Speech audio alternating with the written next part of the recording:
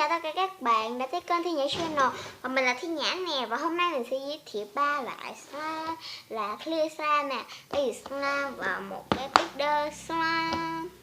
Với các bạn, đây là mình sẽ chơi clear trước nha.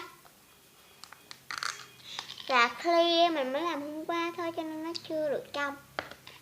Mới làm hồi tối hôm qua à, nó chưa được trong. Nhưng mà mình thấy nó rất là ổn, cũng rất là ổn.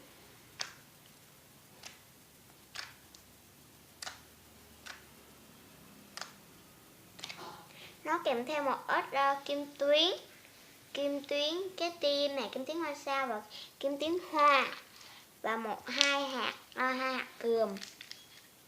Là sau này nó chưa giận, mình nghĩ nó sẽ đục quá, tại vì mình có để kem đánh răng, mình có bảo quản ở trong tủ lạnh đó, cho nên nó hơi đỡ. Và nó rất là tiếc nha.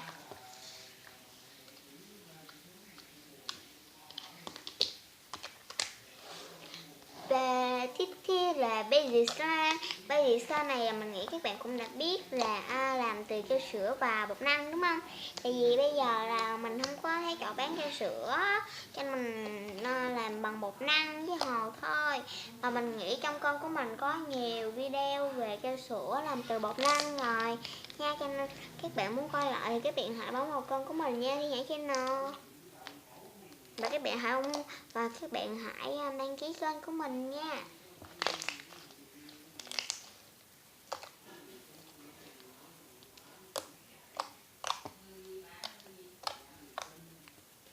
Và trong đây nó cũng có một ít kim tuyến.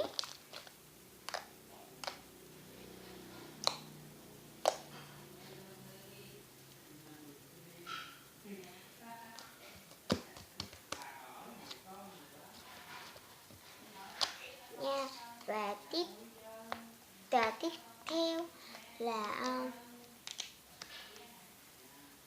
tiếp theo là slime mình cũng bảo quản trong tủ lạnh. Nói chung là 3 cái slime của mình là đều bảo quản trong tủ lạnh á. Cái slime này thì mình làm hoàn toàn từ bột năng, chứ không có một miếng Daiso clay là shop clay gì nha. Không có clay á, không có đất sét ở trong đây luôn ấy. Và mình thấy nó chơi không có được đã giống như đất sét, mà không sai, thấy nó cũng khá là giống rồi, nó cũng khá drizzly. Và các bạn bảo quản phải còn có nắp, nếu các bạn không có nắp thì nó sẽ bị có một cái phần cứng ở phía trên á, khi các bạn làm slime với bột năng ấy. Slime này cũng có một ít cơm luôn.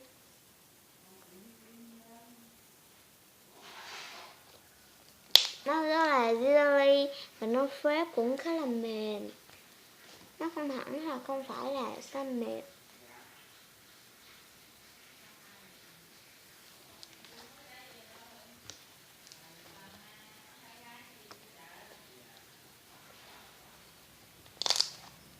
Đây nó rất là mềm.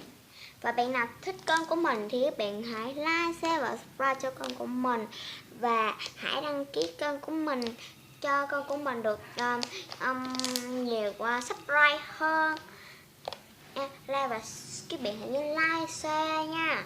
Bye bye các bạn.